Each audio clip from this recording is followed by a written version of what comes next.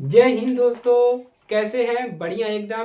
तो आज की इस क्लास में हम पढ़ेंगे क्लास 12 फिजिक्स कूलाम का नियम समझेंगे। ठीक है, ये हमारी तीसरी क्लास है, कक्षा 12 भौतिकी विज्ञान। ठीक है, तो इसी को डिटेल में पढ़ेंगे कि कूलाम का नियम होता क्या है, दो बिंदु आवेश क्या होते हैं, आवेशों में कैसे बल लगता है एक दूसरे की तरफ। ठीक है, तो इसी के बारे में डिटेल में चर्चा करेंगे। आप लोग हमारे साथ बने रहिए। ठीक है, अब चलिए क्लासेस को स्टार्ट करते हैं। तो क्लासेस स्टार्ट करते हैं। तो सबसे पहले हम क्या लेते हैं, दो बिंदु आवेश लेते हैं। ठीक है, तो बिंदु आवेश से समझ में आया कि जैसे दो बिंदु आवेश लेते हैं। ठीक है, आवेश कोई भी पदार्थ हो गया, बिंदु आवेश। ठीक है, उसको अगर हम चुंबकीय क्षेत्र में रख देते हैं, यानी इन दोनों को हम किस में रख रहे हैं, चुंबकीय क्षेत्र में।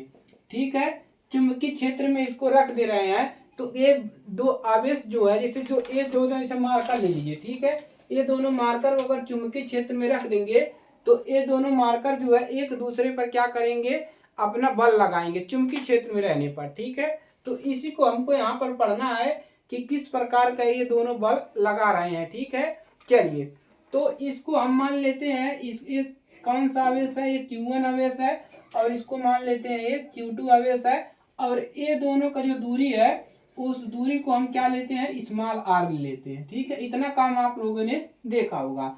तो दो बिंदु आवेश हमने ले लिया। ठीक है, एक Q1 ले लिया और एक Q1 Q2। ठीक है, दो बिंदु आवेश ले लिया।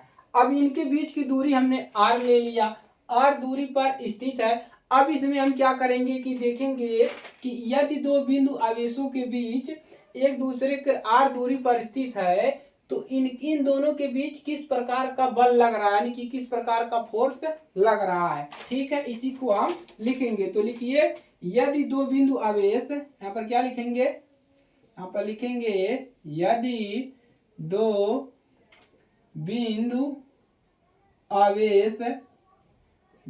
आवेश कौन सा आवेश, एक Q1 नाम का Q1 तथा Q2 एक दूसरे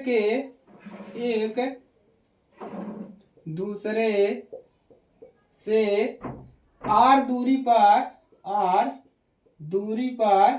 स्थित है। R दूरी पर क्या है, दोनों आवेश जो है एक दूसरे पर स्थित है, तो उनके बीच लगने वाला बल, तो क्या लिखेंगे, तो कूलाम के नियम से, तो लिखेंगे तो कूलाम के नियम से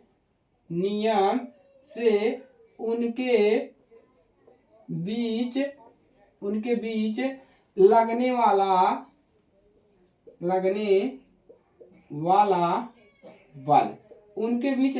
बल क्या होगा। अब हम पहला चेक करेंगे। ठीक है, दो बिंदु आवेशों में मध्य लगने वाला आकर्षण बल जो होता है, दोनों आवेशों के मात्राओं के गुणनफल के अनुक्रमानुपाती होता है। दोनों आवेशों को, यानी कि जो बल लगेगा वो दोनों आवेशों के Q1 और Q2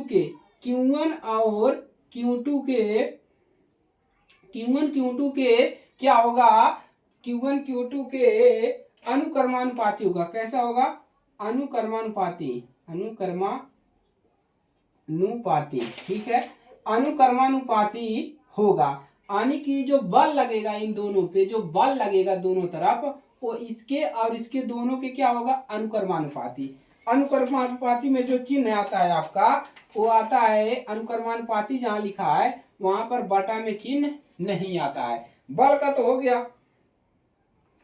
अब इन दोनों के दूरी के, इसका और इसका दूरी भी कुछ है भाई, तो दूरी जब है, बल तो हो गया, हमने लिखा दिया दोनों पे बल लग रहा है, इस पर इस पे लग रहा है, इस पर इसके लग रहा है। अब इस दूरी का भी तो कुछ होगा भाई, इसका भी तो कुछ करेंगे।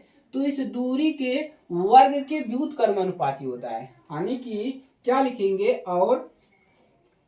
और ये जो बल लग रहा है दोनों पे, वो दूरी क्या है, दूरी R है, दूरी के वर्ग के व्युत्क्रमानुपाती, इसका वर्ग के व्युत्क्रमानुपाती।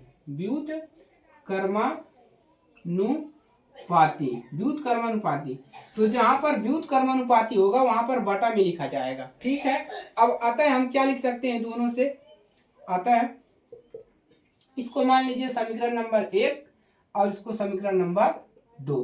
तो समीकरण 1 और 2 से क्या लिख सकते हैं, यफ जो होगा वो समानुपाती होगा किसके, यफ जो समानुपाती होगा, चलिए इधर लिखते हैं, ठीक है, इधर चलिए, यानी कि जो यफ होगा वो समानुपाती होगा। देखिए यफ दोनों तरफ बराबर है, Q1/Q2 इस पर आएगा, आर नीचे चला जाएगा।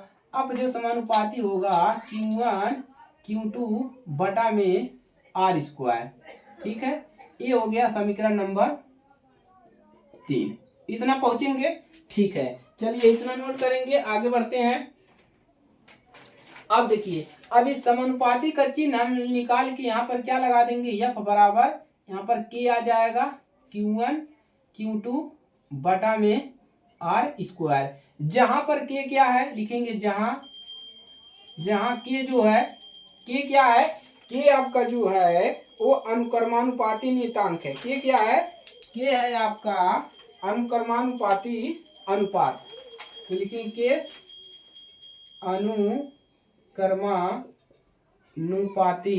अनुक्रमानुपाती अनुपात है, ठीक है, अनुपात है, अनुक्रमानुपाती अनुपात है, ठीक है, अनुक्रमानुपाती नियतांक लिखेंगे, यहाँ पर नियतांक है, नियतांक है। तो हमने दो चीज पढ़ा कि दो बल के आवेशों के बल के अनुक्रमानुपाती और दूरी के वर्ग के व्युत्क्रमानुपाती, इसी को हमने ऐसे लिख दिया और इसके जगह पर हमने के लिख दिया, जहाँ के अनुक्रमानुपाती नियतांक है और जो के का मान होता है वो लिख लीजिए 9.0 इंटू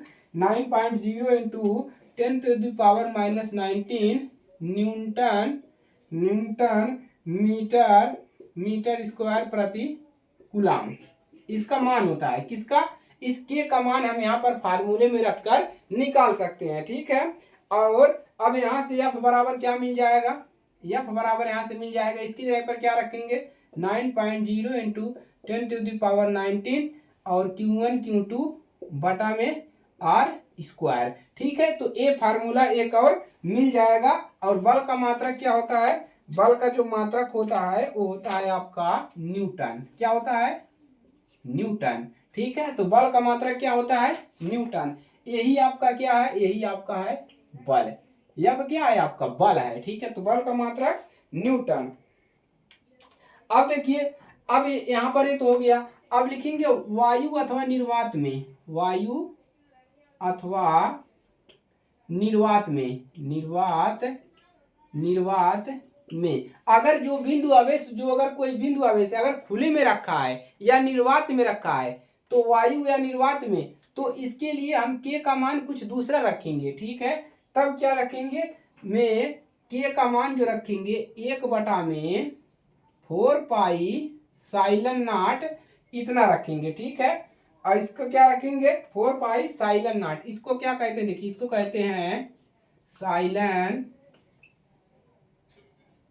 एप्सिलॉन लिख लीजिए, एप्सिलॉन 0, इसको क्या कहते हैं, एप्सिलॉन 0, जो यहाँ पर लगा है एप्सिलॉन 0 कहते हैं, ठीक है।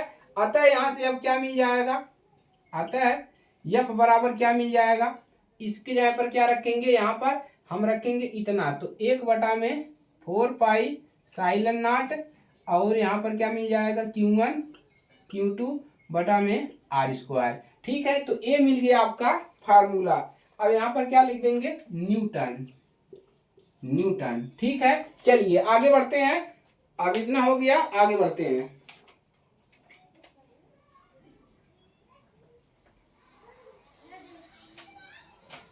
हो गया। अब चलिए वैद्युतशीलता किसे कहते हैं, वैद्युतशीलता किसे कहते हैं, देखिए वैद्युतशीलता अब हम देखेंगे कि वैद्युतशीलता क्या होता है। तो यहाँ पर लिखेंगे वैद्युतशीलता, इसी में चल रहा है, तो लिख लीजिए ऐसे, एप्सिलॉन0 को, एप्सिलॉन0 जीरो को वायु या निर्वात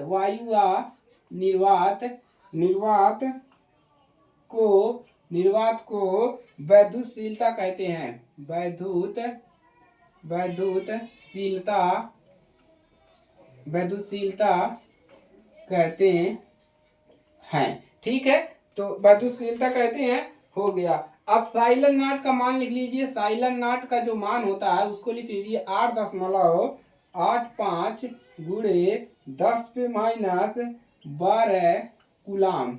ठीक है, कूलाम कूलाम स्क्वायर प्रति न्यूटन मीटर स्क्वायर। ठीक है, इसको लिख लीजिए। वायु और निर्वात को छोड़कर तेल अथवा कांच में, अगर तेल अथवा कांच में रहेगा तो हम क्या करेंगे, ए वाला फार्मूला नहीं लगाएंगे। तब क्या लिखा लगाएंगे, देखिए चलिए।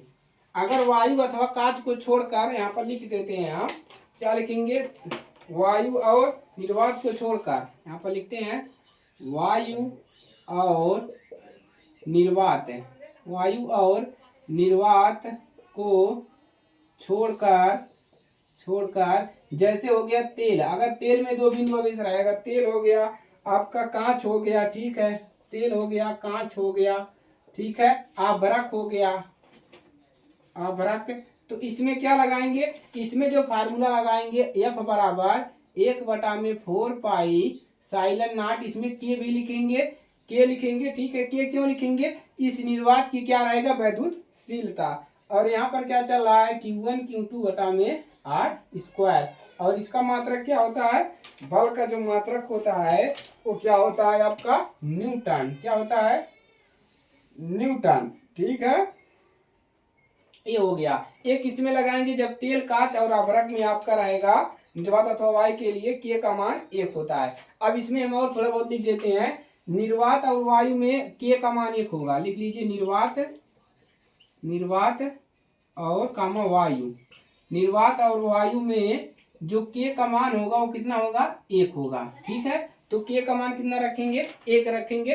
तो कोई फर्क यहाँ से पड़ने वाला नहीं है। आपको मेन फार्मूला क्या मिला है, मेन फार्मूला आपको मिला है F बराबर 1/4 पाई साइलन नाट इंटू Q1 Q2 बटा में आर स्क्वायर। ठीक है, मेन फार्मूला ये है। अगर इसमें रहेगा तो इस वाले फार्मूला को लगाएंगे, इसको भी हम क्या कर सकते हैं, फार्मूले के रूप में हम लगा सकते हैं। ठीक है, कोई किसी को कोई दिक्कत नहीं। ठीक है, तो ये है आपका कूलाम का नियम। कूलाम जी ने यही बताया कि यदि दो बिंदु आवेश को चुंबकीय क्षेत्र में, आवेशों को चुंबकीय क्षेत्र में रखते हैं तो उनके बीच कैसे बल कार्य करता है और एक दूसरे पर कैसे प्रभाव डालता है। ठीक है, चलिए, तो यही है आपका दोस्तों कूलाम का नियम। एकदम समझ में आया। इसको एक बार और एक्सप्लेन कर देते हैं। दो बिंदु आवेशों को रखा जा रहा है, दोनों एक दूसरे के पे क्या करेंगे, बल लगाएंगे। बल के क्या होगा, यानी कि दोनों बल के व्युत्क्रमानुपाती होगा और वर्ग के दूरी के क्या होगा, आपका व्युत्क्रमानुपाती। ठीक है, चलिए तो मिलते हैं नेक्स्ट क्लास में। आज के लिए सिर्फ इतना ही, मिलेंगे अगली क्लास में। तब तक के लिए जय हिंद, वंदे मातरम। चैनल पर नए हैं सब्सक्राइब करिए और चैनल के साथ जुड़ जाइए। ठीक है, मिलेंगे अगली क्लास में।